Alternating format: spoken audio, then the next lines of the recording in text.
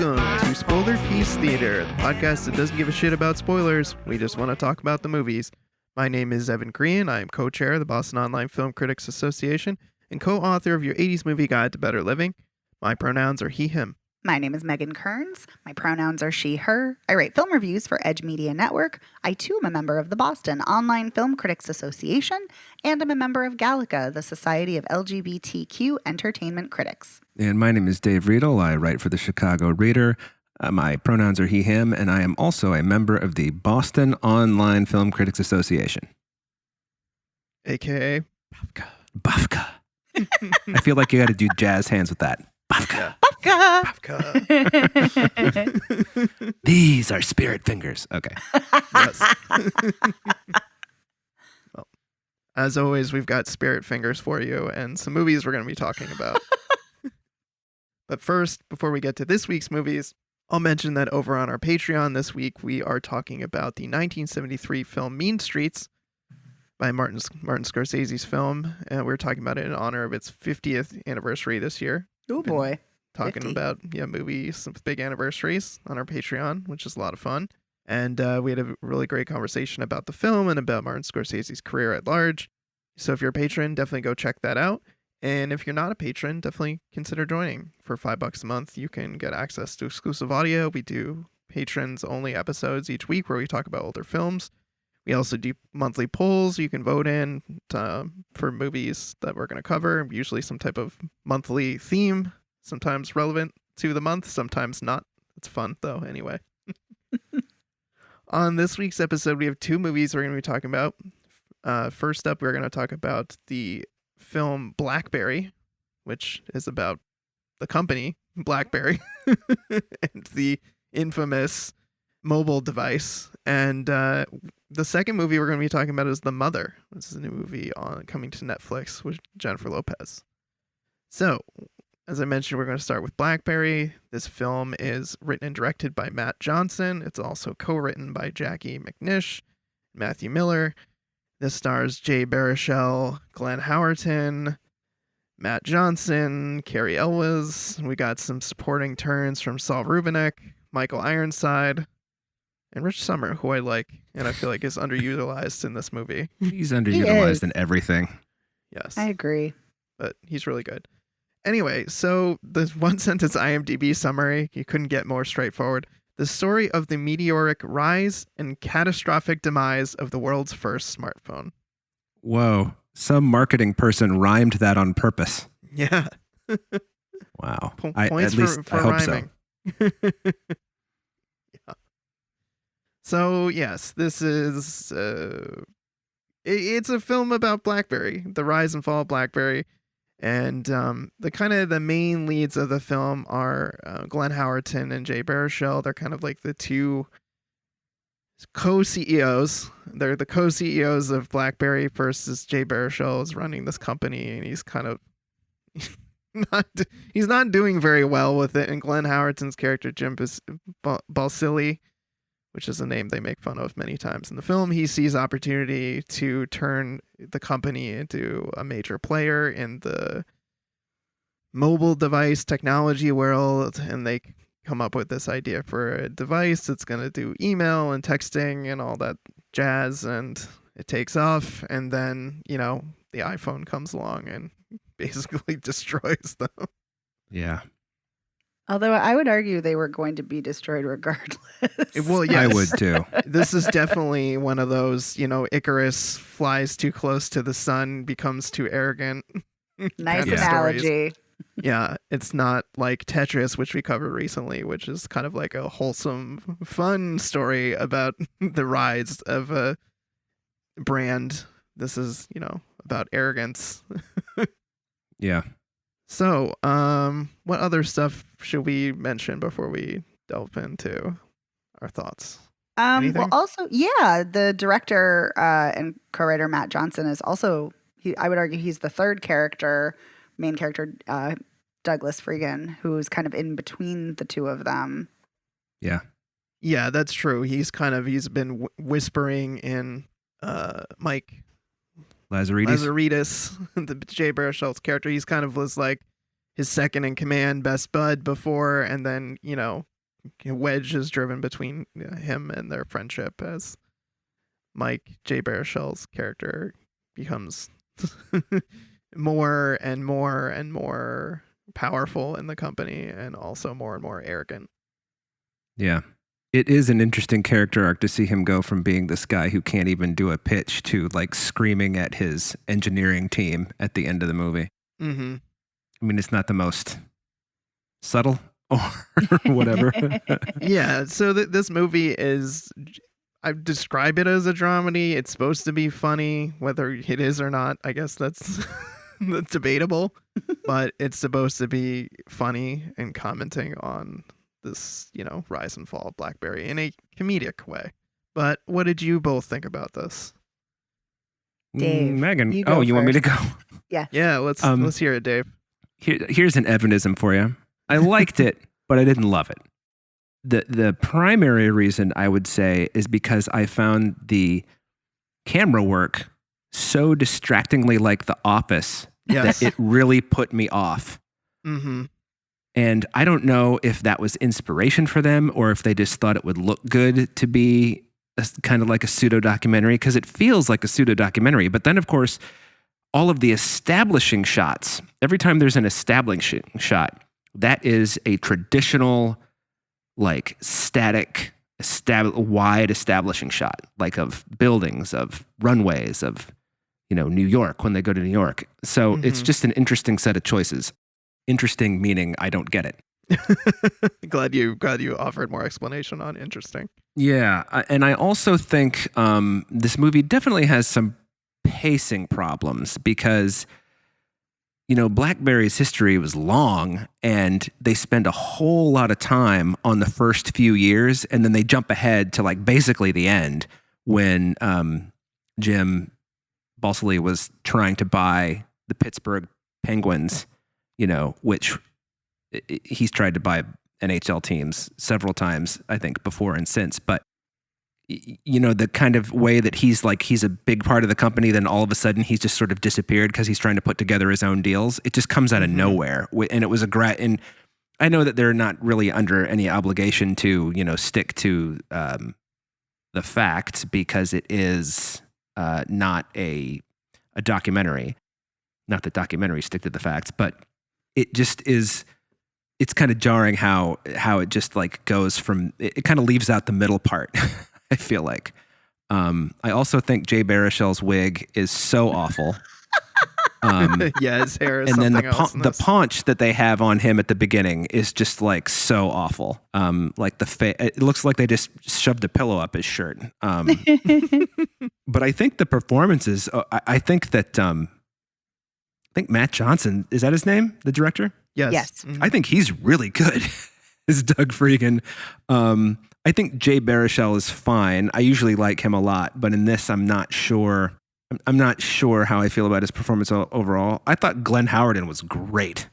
I really only know him from the few episodes I've seen of It's Always Sunny, and I think, is he in The Strangers? Megan, you would know the answer to this. He's in The Strangers, right? Yes. Yeah.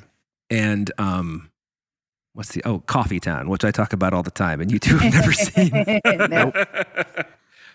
So I really only know him as like mostly comedic stuff, and The Strangers is not a comedic part, but he's also not in it much. So, and I don't know how dynamic this part is, but it's very different. And I think that he makes some good choices in it because, he's sort of this bombastic personality, this take charge, literally like a fuck you kind of guy.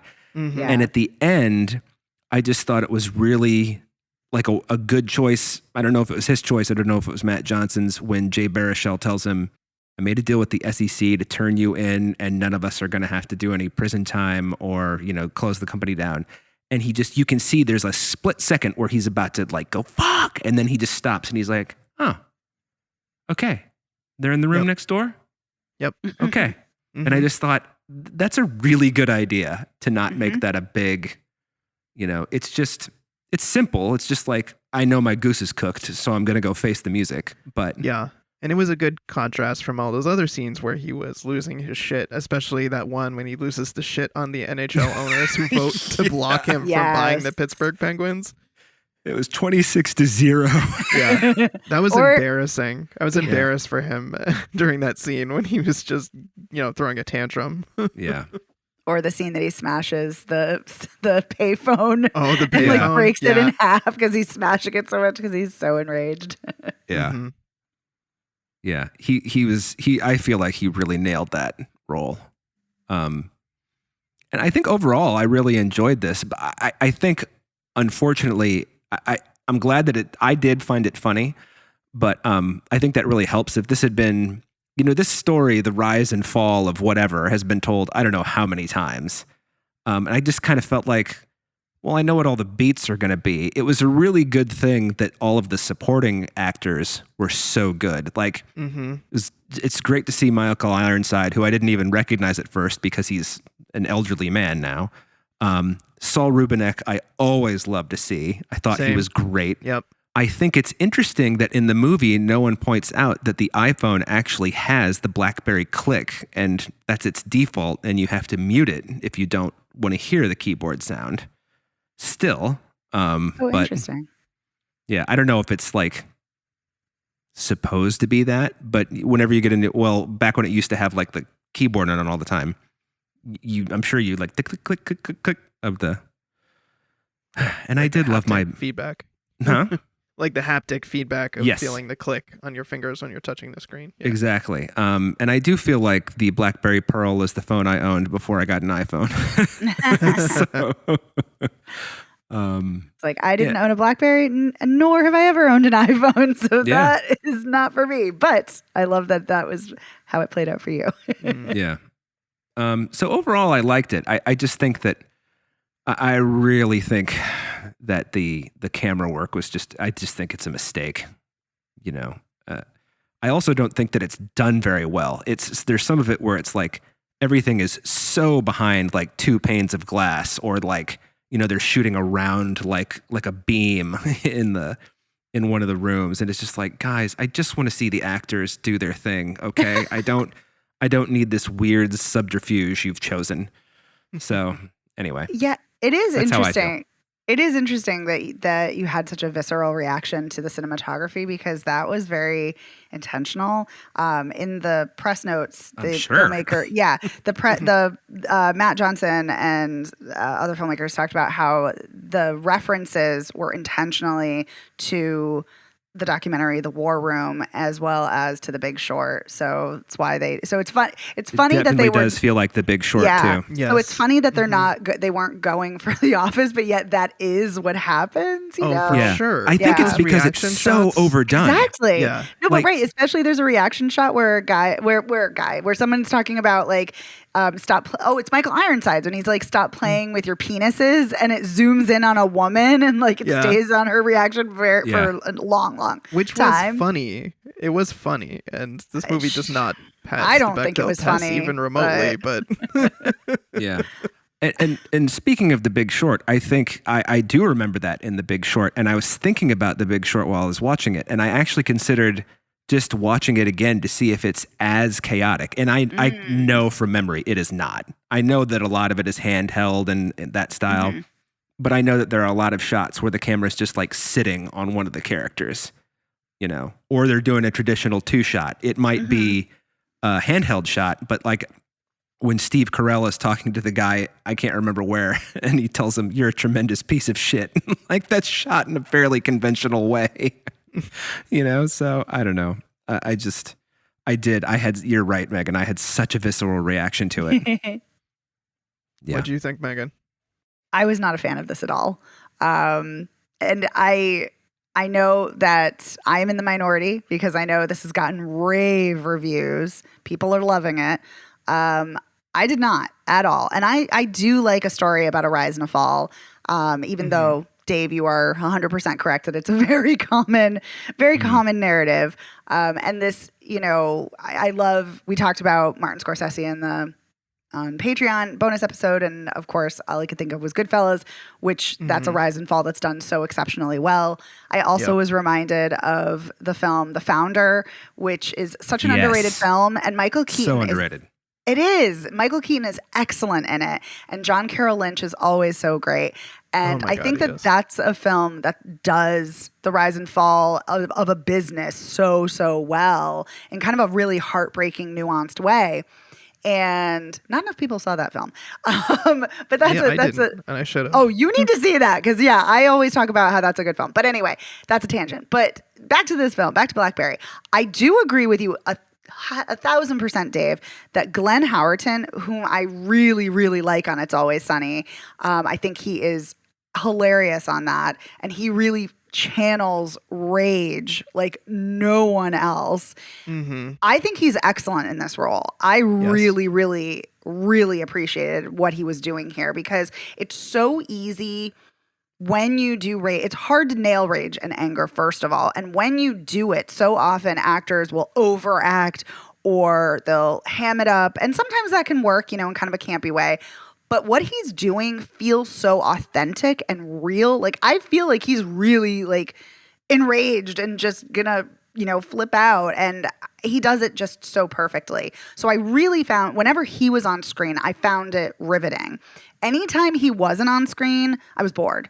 I'm not a Jay Baruchel fan, though. I will be the first to say that. And I didn't really care for any of the supporting actors, except for Rich Sommer, who, as we said, was underutilized.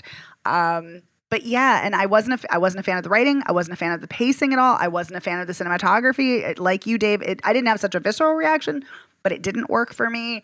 So yeah, and I think my biggest problem with this film is that even though Glenn Howerton is giving such a phenomenal performance, my problem is these characters are just tropes. There's nothing, for me, there was nothing to them. There's no nuance, no complexity, no nothing. Just Jay Baruchel's meek and mild. Glenn Howerton is full of rage. And Matt Johnson as Doug is somewhere, he's probably the most complex character, I guess, because he's somewhere in the middle where he's just trying to have a fun, good time. And he's trying to remind Mike of why they started this company as like a place to want to be and attract other people who want to be there.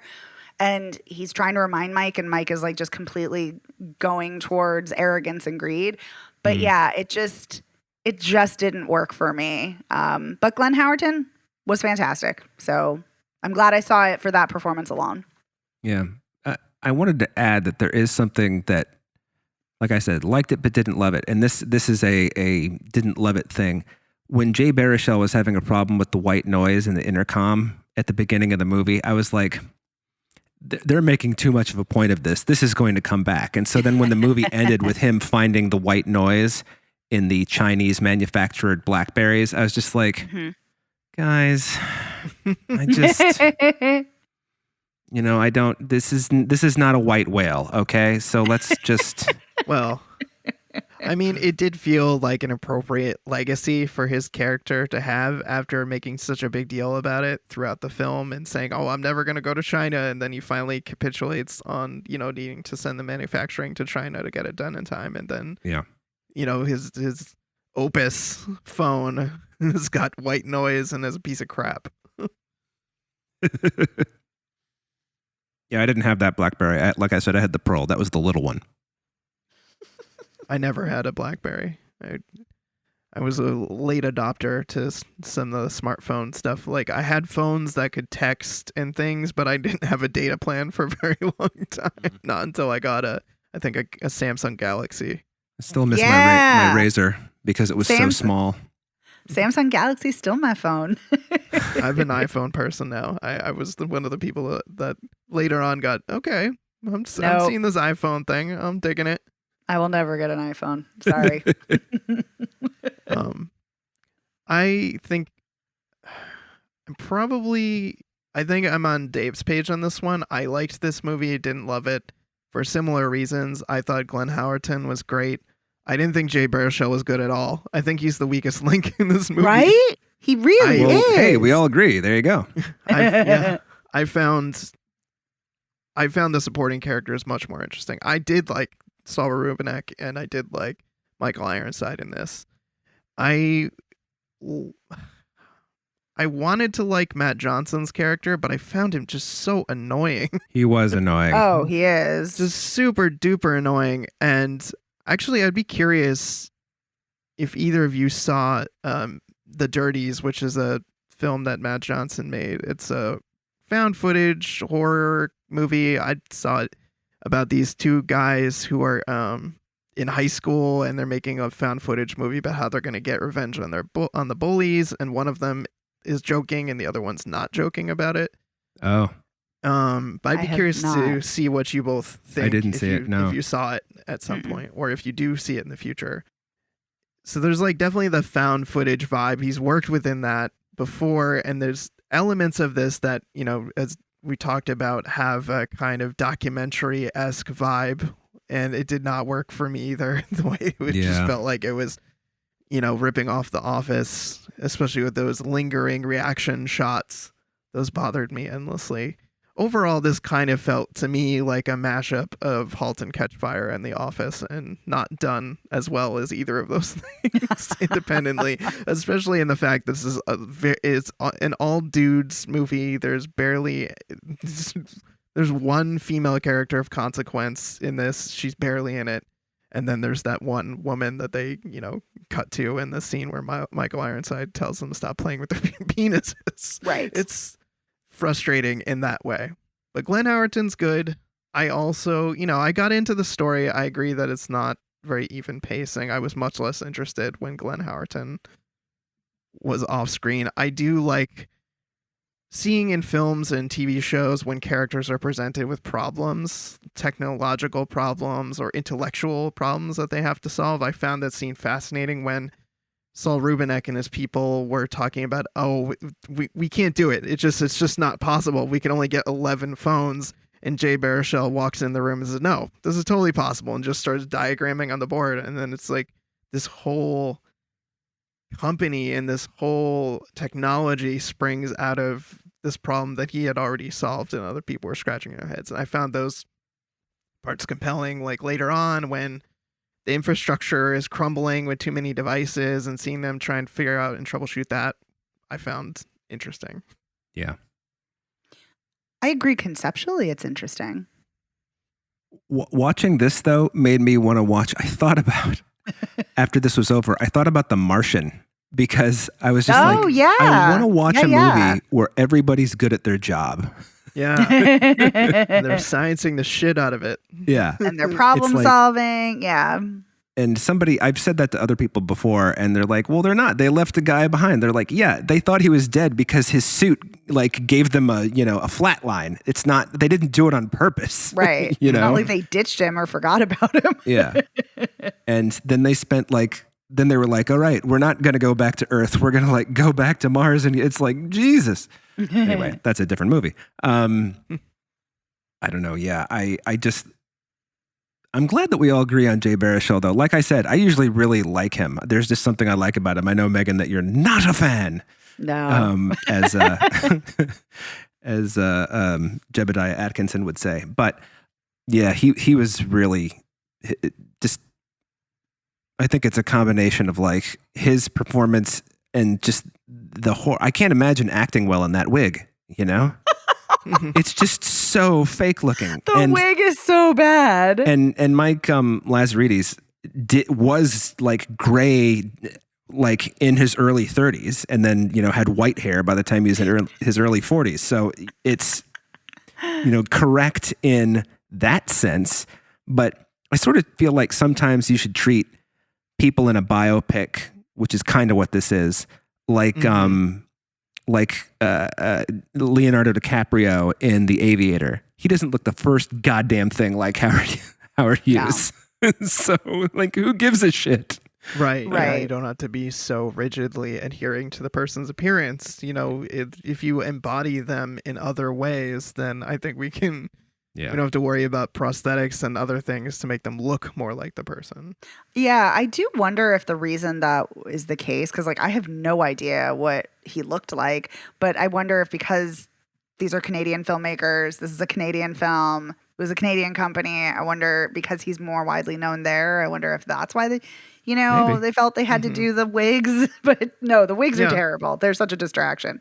Get a good wig or dye his hair or just leave it. I mean, even Glenn Howerton, and it's clear that that's, you know, there's some work done to his head. It still looked a million times better than that wig. Did he just No, shave he his head shaved- for that? He shaved his head for that role. Yeah. Okay. Yeah, now that you're saying that, I think I knew I was that. like, are okay, you my suspicious? mistake. Yeah, I was gonna say it did look to me like he shaved his head. But the Yeah, other thing he about said he that is shaved though, it. if you do that wrong, you can see stubble on the top of your head. I can't remember which Tommy Lee Jones movie it is, but there's a Tommy Lee Jones movie where he did the same thing, and there's like one scene where it's clearly like they shot this scene at the end of the day. So anyway, yeah. You both have told me I need to watch, or I think you both have told me that I need to watch *Halt and Catch Fire*. I should watch that. I have not seen it, but I want you to. haven't. Okay, so it was Evan who right. told It's me that. Evan because I love Mackenzie Davis, so I do want to watch it. She's great. But I hate tech bros, and this is another thing. I hate tech bro stories, and this is a tech bro story, so Yeah. that also could be another reason why I'm not enamored with this movie. Yeah.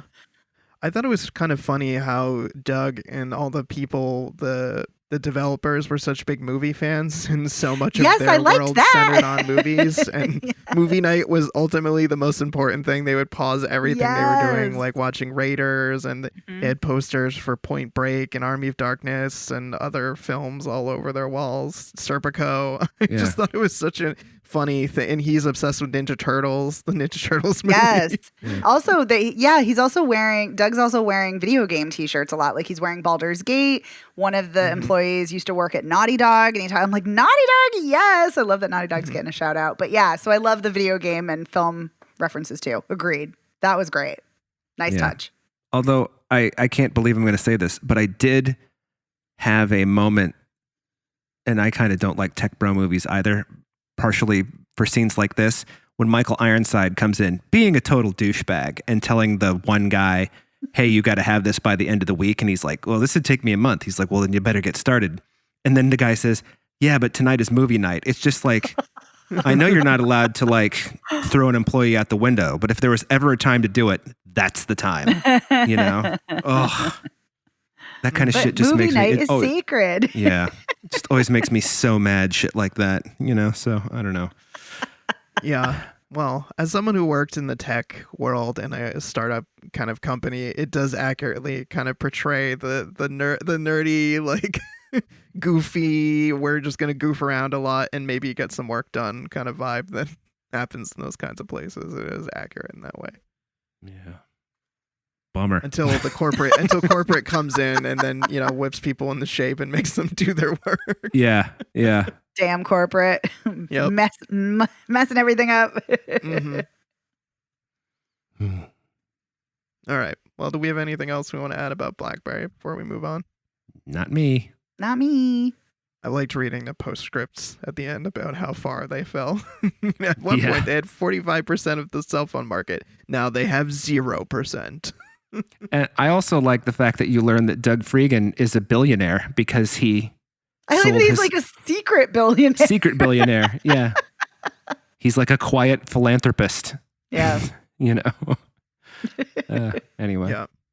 This film obviously also reminded me of the TV show Silicon Valley. I don't know if either of you watched that show. Yes, I and watched I the hate first it. couple seasons, and after a while, I was just like, nah.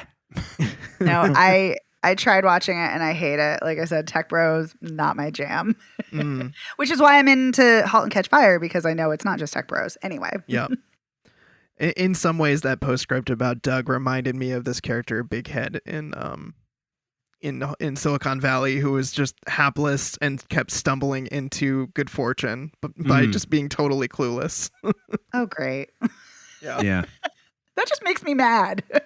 Well, it makes all the other characters mad too. That's what's amazing about it, is that he's actually really nice and good natured. He's just a dum-dum. And so he just keeps accidentally doing things and making money, and it just makes the rest of them so mad. Yeah. All right. Okay. So then let's move on to The Mother, which is coming to Netflix. This is directed by Nikki Caro. It is written by Andrea Burloff, Peter Craig, and Misha Green. This stars Jennifer Lopez, Gail Garcia Bernal, Joseph Fiennes, Paul Raci, Omari Hardwick, and her daughter, Jennifer Lopez's daughter, is played by Lucy Pays.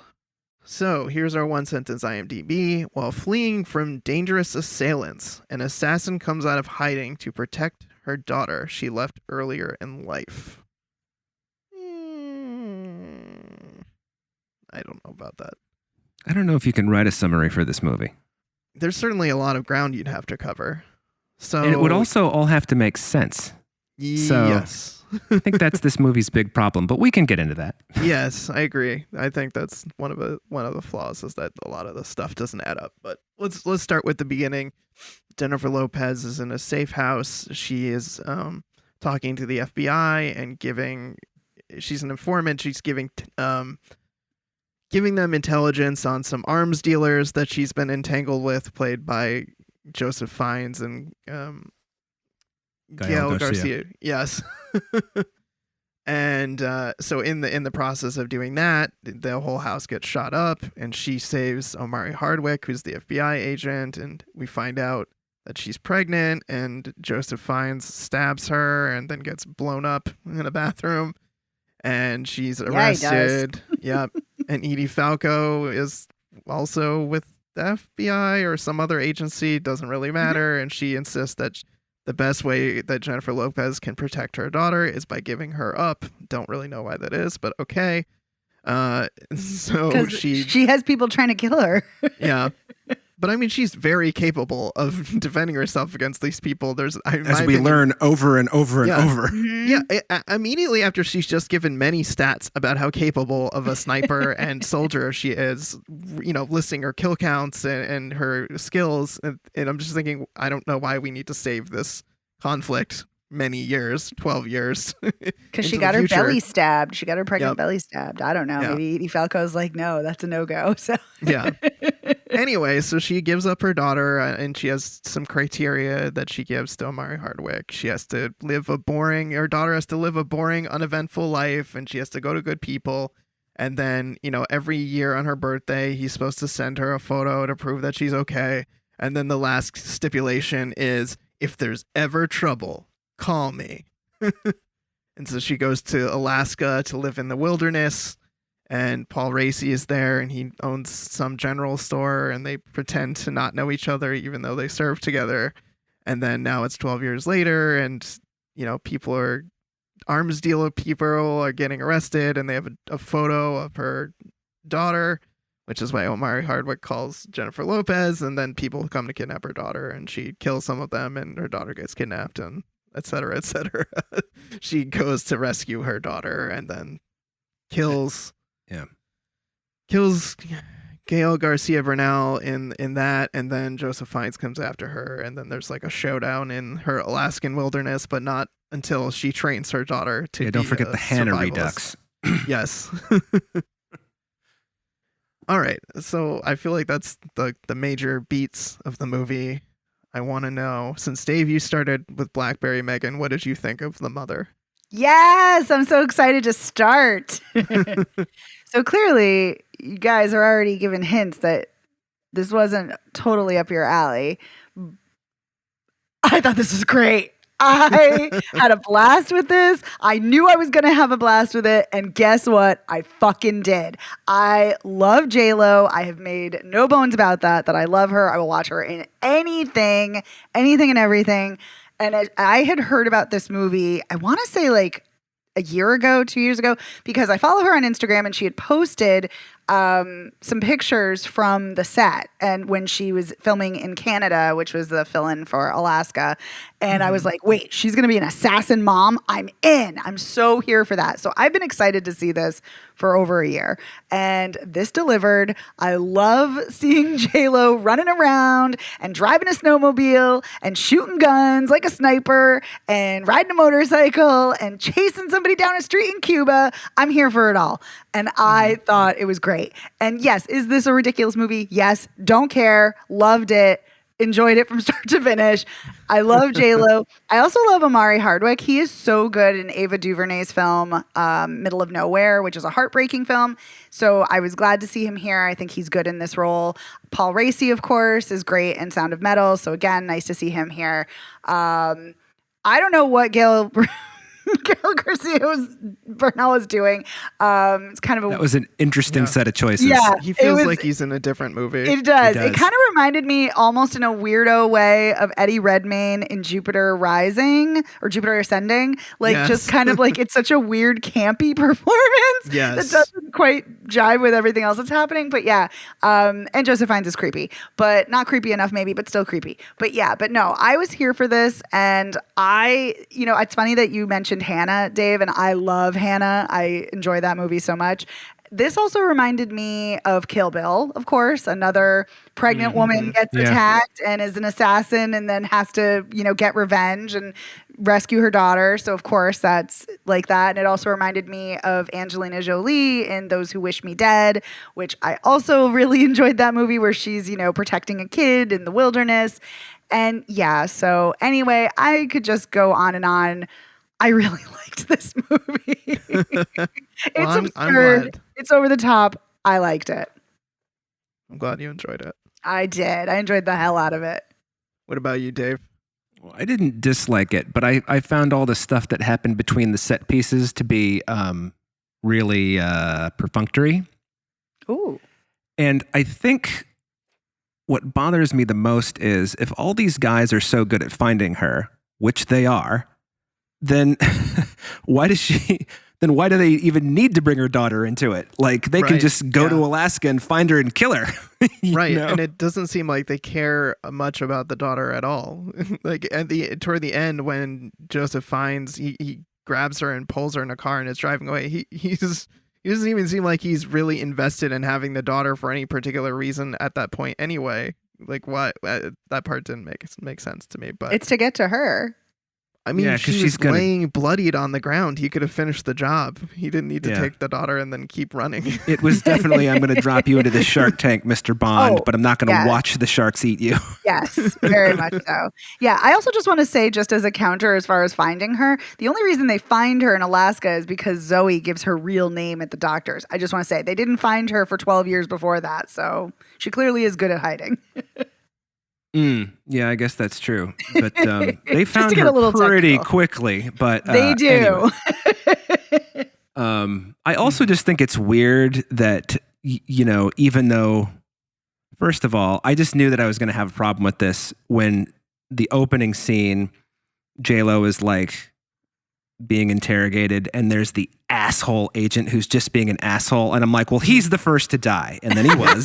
That was great when all those FBI agents got shot in the head by some unseen sniper. Yeah. I also think it's just like outrageous that an FBI agent would walk in front of a window in a situation like that. But okay. It's a safe house, Dave. He said it's safe. Yeah. By the way, Linton, Indiana is a real place. So, ooh.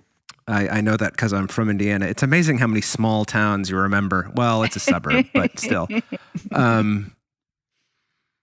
Yeah, so that, I don't believe that an FBI agent, even one that you saved from a sniper's bullet, would agree to those conditions and then be like, because he's put the kid in harm's way by like showing up and like, how does he ingratiate? Because the kid knows him because when she gets rescued the first time, she's like, what was his name? Was it William? Yeah. It's like, William. And it's like, so wait a minute. In order to get those photos, did you like introduce yourself to mom and dad? I know that mom and dad know the whole backstory, but like, there's no, like, why do they need to know the backstory? I mean, it's just crazy.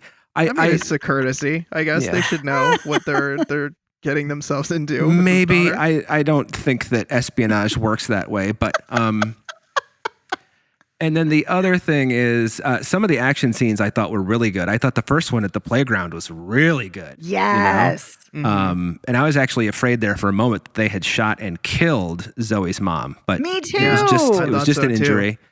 And I think some of the snowmobile stuff was cool, although the way Joseph Fiennes gets hit in the head by that tree in like the second to last scene, I really don't know how he A, survived that, B, wasn't knocked unconscious, and J-Lo, who just like fell, well, she hit a rock too, but she of course is lying there near death, and it's like he's like, oh, here you go, kid, I've got you kidnapped.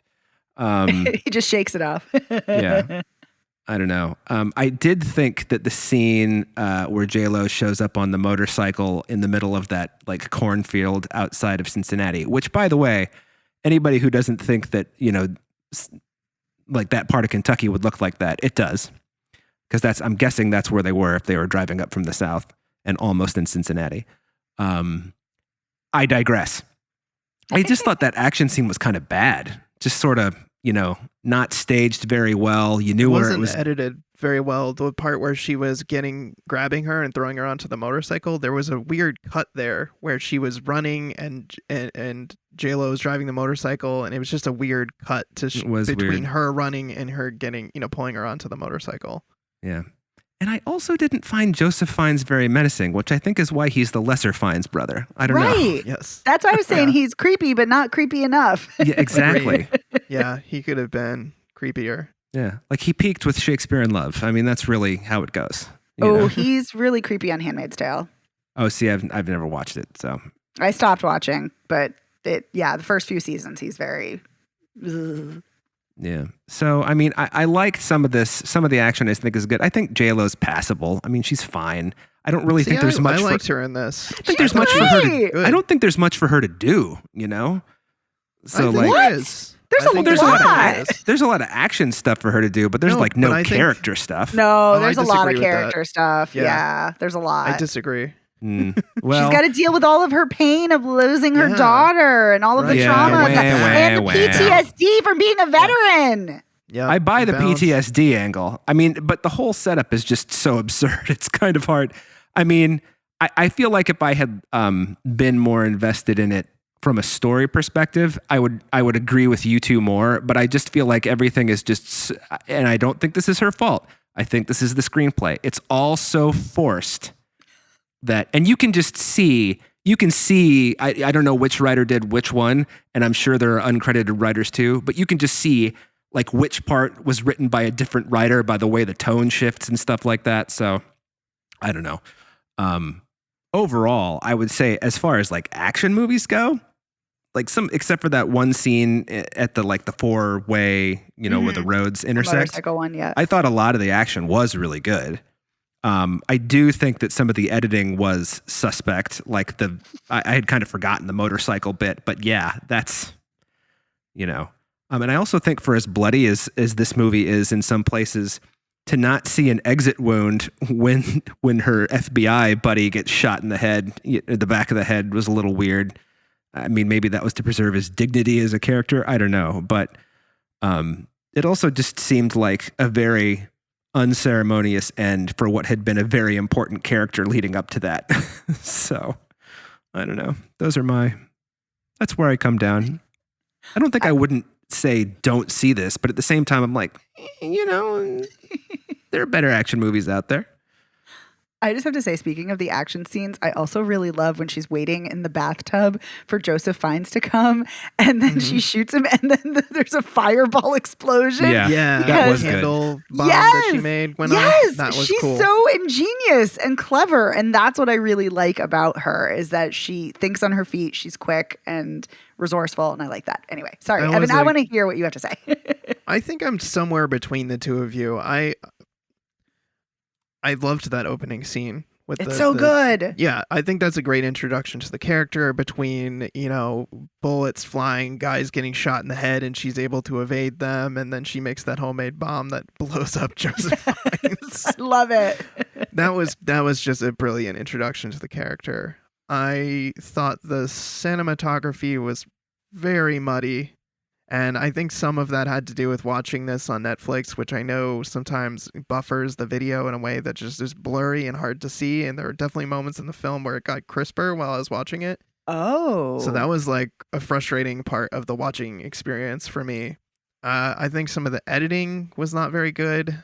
I thought some of the action scenes were decent. The playground scene I thought was effective. The scene where her and Omari Hardwick are at that compound shooting guys I thought was effective as well. And the way they were kind of both, running through the compound, picking off guys. That was really well done.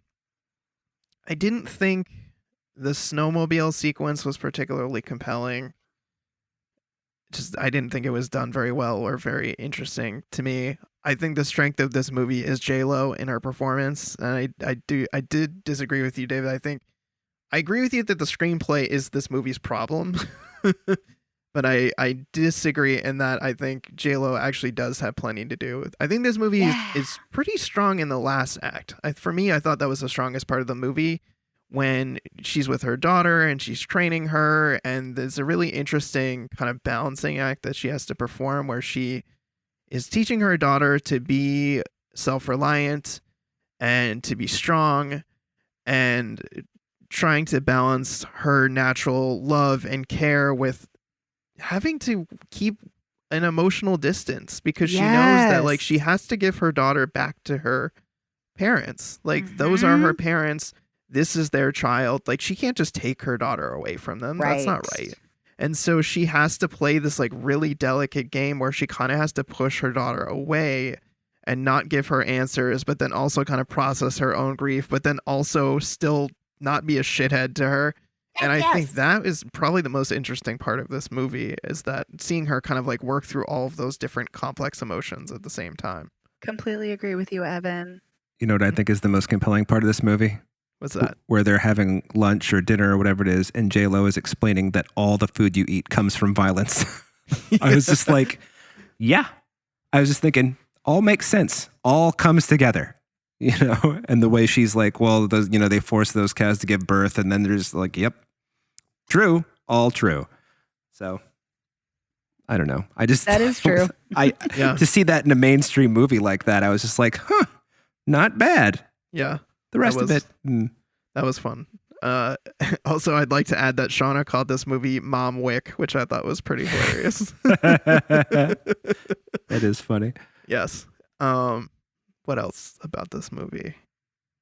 And I liked toward the end when I like that it's about the moms, like the two, J-Lo and the, I don't know what to, I guess you would the call her adopted foster mom, the adopted mom. I like that they kind of have that like dialogue, like when they talk on the phone at that one point, and they kind of have that mutual understanding that they're both moms and they have different roles in taking care of Zoe. And I liked that. I thought it was respectful to both characters. Yes. And I was not necessarily expecting that type of nuance in the action movie.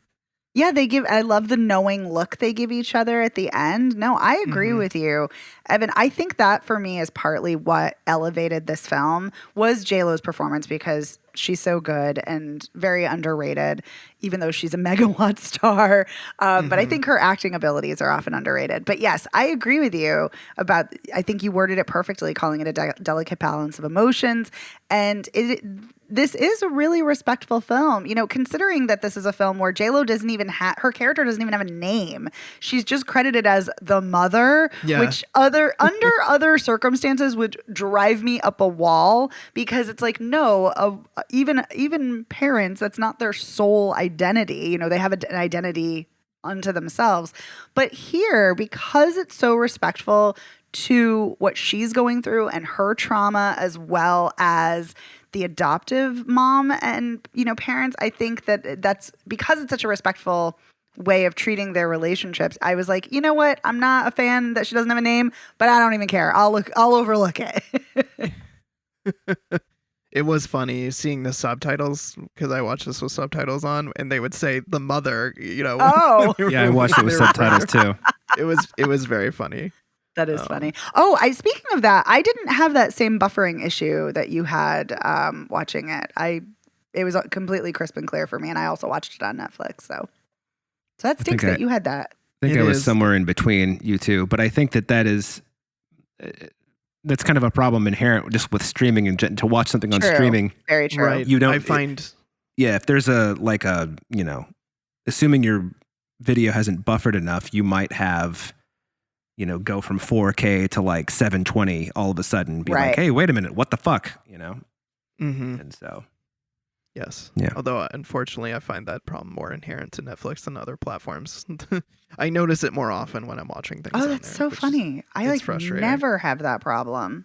Yeah, it annoys the crap out of me. I liked the scene in Havana where she was chasing that guy down Yes. running The foot through the chase streets. was good. I definitely yelled parkour during part of that because Very she's Adam just Scott running. of you. Yeah. Parkour. Yeah. Reminded me of very much of the Office when they were doing their parkour. It's such a great So that episode. was great. I liked when she killed that guy with she like knocked him down and that bottle went through his neck. that was a great moment and unexpected when he like fell on the bottle and it went through his neck. You know what else I appreciated about that scene? Because she's torturing him, she's punching him, and then she waterboards him, and he doesn't give her what she wants. Like he gives her part of the answer, but which kind of made me uncomfortable because I'm like, actually, torture doesn't yield, accurate results often. But yeah, but I was like, but I don't know. It kind of worked because he was such a dick. But yeah, anyway, I think that part of the reason he did that was just because he was basically, I think he was inviting her to what he thought was her own death. Yes. You know? That's why it didn't bother I interpreted me. it. No, you're 100% right. You're just articulating it much better than I just did. Huh, Yeah. thank you. Well, thank you. Yeah. I was more of a fan of the barbed wire, punching in the face. Oh, the knuckles. Yes. yeah. The barbed wire knuckles. Yeah, it was funny. I didn't even notice that at first, and then I saw, I was like, ooh, that's a pretty brutal tactic there. Right? I know. I love when she's like unwrapping them. Like, And it was also interesting how he was totally unfazed by all of it. That was an interesting. Yeah. It's like he expected it. He was unfazed. Yeah. Very interesting.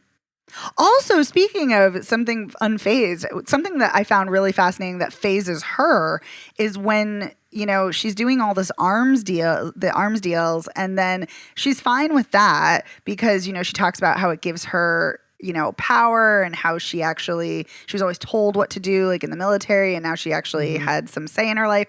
But she's horrified when she finds the trafficked people, and then she like vomits and she's horrified by that. And I thought that was kind of a nice touch to show some, I don't want to say humanize her because she's already human, but I just thought it was a nice touch. Yeah. Okay. Great. I completely forgot about that. And then you said when she vomits, I'm like, oh, that's right. You're like, I remember the vomit. Yeah. Not my favorite storytelling, the flashback plus the voiceover, but I guess it was helpful to get backstory on her character, at least at some point, because they kind of skipped over it in the beginning. And I thought, I feel like I need to know a little bit more about where this character comes from. So I was glad that they circled back to that and at least gave us more info. Yeah. I liked the line where she was joking about killing Bambi's dad instead of Bambi's mom, and you're eating Thumper. Yeah. It was like, that's twisted. Not. Well, I did not. But that's the whole conversation about how all food you eat, or I guess all meat. Actually, no, because they go into vegetables and nuts and things like that too. Yeah. Yep. Talks about tofu and nut milks. Yep. Nope. Yep. Or cashew cheese. But yes, no. I like that conversation. I don't know. You don't like the idea of it. I totally understand. No. I just thought it was funny. She was being very sassy in that scene, which I enjoyed. Yeah. No, but I like that Zoe is very emotional about like the wolf pups, and she's very emotional about, the deer dying, and like, because I think that's a very visceral, natural reaction, because if you're somebody who doesn't hunt for your food, you're like, oh, pretty deer, like, I think that just shows it. Also, it's a great way to show the disparities between how they've lived for so long. Like J-Lo's been out hunting for her own food and living in the wilderness essentially by herself, and her daughter's lived, kind of a very nice life in a comfortable suburban home. So yeah, anyway, shows the disparities between them. So I'm glad you brought that scene up, Evan. Do we have anything else that we wanted to add about the mother? Anything we missed? Just that I want to see Jennifer Lopez in more things. More action movies. I'll second that. More things. I think something else that was really interesting is that when I was reading about the making of this, Jennifer Lopez said that, because this was a part of her production company that she co-founded with a producer, and she said that she's getting better offers for better work now later in her career than she did much earlier. And I think that that's fascinating considering how hard it is for women as they age in Hollywood to get work. And now, granted, Jennifer Lopez, doesn't look like the traditional, 53-year-old woman, but she still is a 53-year-old woman. And I do love that she's still, leading a big action movie and that she's, getting romantic leads. And I love that for her. And I'm always delighted to see her. Mm-hmm. Same here. I mean, I think she's on a pretty good streak. I mean, even if the movies that she's in I'm not loving, I'm still loving that she's in them and that she like even Shotgun Wedding I enjoyed her in. I didn't love she was the movie, but she was good and I loved Marry Me. So it's like Marry Me is I'm so happy good. with this direction. Me too. Yeah, me too. I'm also excited for, I know maybe not is a perfect film by any means, but I love that it's a woman-directed action film. Always excited for that too. Yeah, it's true. We do love our women-directed movies here. Yeah, and Whale Rider is really good. Nikki Caro's earlier film. Oh, I haven't seen that. I should. Oh, check that out. you should. Whale Rider's Yeah, I great. saw Whale Rider. That is a great film. Yep. Wow. Yeah, if it's not her first, it's one of her first. Yeah. I'm just looking back at other stuff. Oh, I saw The Zookeeper's Wife. I thought that Yep, was a good. I did too. I liked that movie. Yeah, I didn't like Mulan, but I liked The Zookeeper's Wife. Yep. Okay. Adding it to the list, The Whale Rider. Yeah, it's a good one. All right. Well, I think that wraps up another episode of Spoiler Piece Theater. Let's just do a quick recap. Where did we land on BlackBerry? See it or don't see it? Your mileage may vary. Yeah, I'm going to say not see it, but if you do, Glenn Howerton's performance is really, for me, worth seeing. But yeah, for me, I would say pass, but I know a lot of people like it. So yeah, probably Dave's Your Mileage May Vary is a good one. I'm a tepid C. See it, but I don't know. Not the most enthusiastic recommendation. And The Mother. I know, Megan, it sounds like you would definitely recommend The Mother. Oh my God, yes. Dave, what about you? I can't not recommend it, but at the same time, I it's a good thing it's on Netflix because it's like you come across it, great. You don't. I really don't think you're missing anything if you don't see it. But it's also not a terrible way to spend 2 hours. Although, like I said before we started the show, it did take me 4 hours to watch this 2-hour movie. Well, so definitely says something. Yeah, it does. Yeah. And I think I lean more towards C than not C on this, even though there's definitely some nonsensical elements to the plot. And for me, the action could have been more compelling. But I don't know. This is J-Lo. Watch it. I just like that throughout I have been defending all of the nonsensical parts. Yeah, that's definitely. That's absurd in its own way. Yes.